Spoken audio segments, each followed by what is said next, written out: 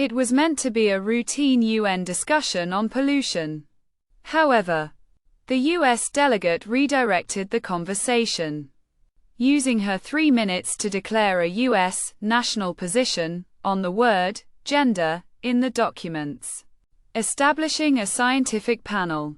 She stated the term replaces the biological category of sex with an ever-shifting concept of self-assessed gender identity and is demeaning and unfair, especially to women and girls. In June, the Trump administration is advancing its anti-transgender agenda globally, repeatedly objecting to gender in UN resolutions and documents.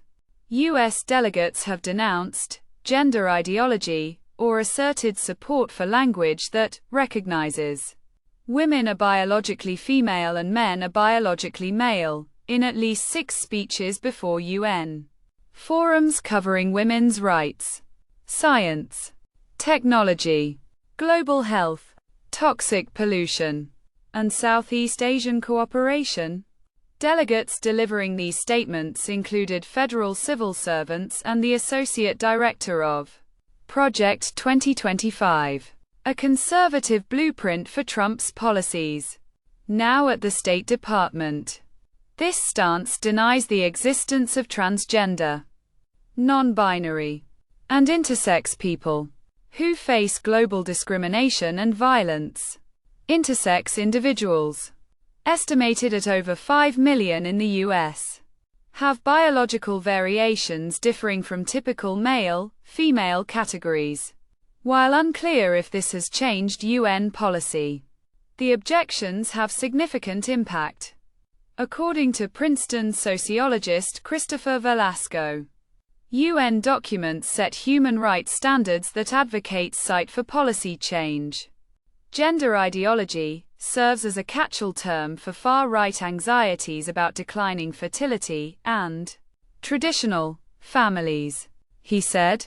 The administration also pushed domestic priorities at the UN, opposing climate change references and an International Day of Hope due to mentions of diversity, equity, and inclusion.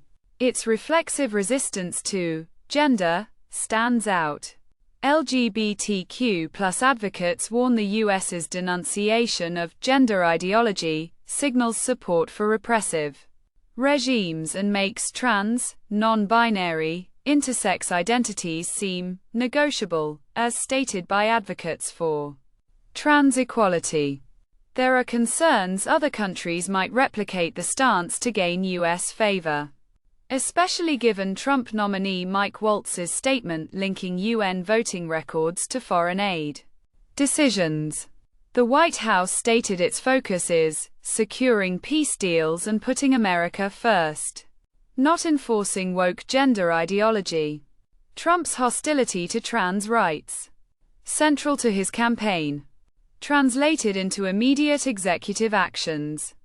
These included defending women from gender ideology extremism and restoring biological truth, asserting only 2 immutable sexes, and restricting gender-affirming surgery for minors.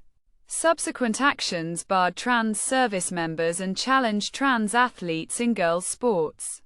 The UN High Commissioner for Human Rights condemned US official statements vilifying trans and non-binary people, affirming rights to gender recognition and care, as well as intersex rights.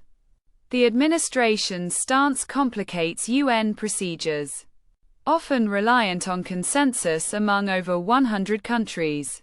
At the June chemical meeting, disagreement left brackets unresolved around whether the panel would address gender equality and equity, or equality between men and women, after the U.S. statement by Delegate Liz Nichols, who reiterated the policy of acknowledging the biological reality of sex. Nichols, an ecology expert working for states since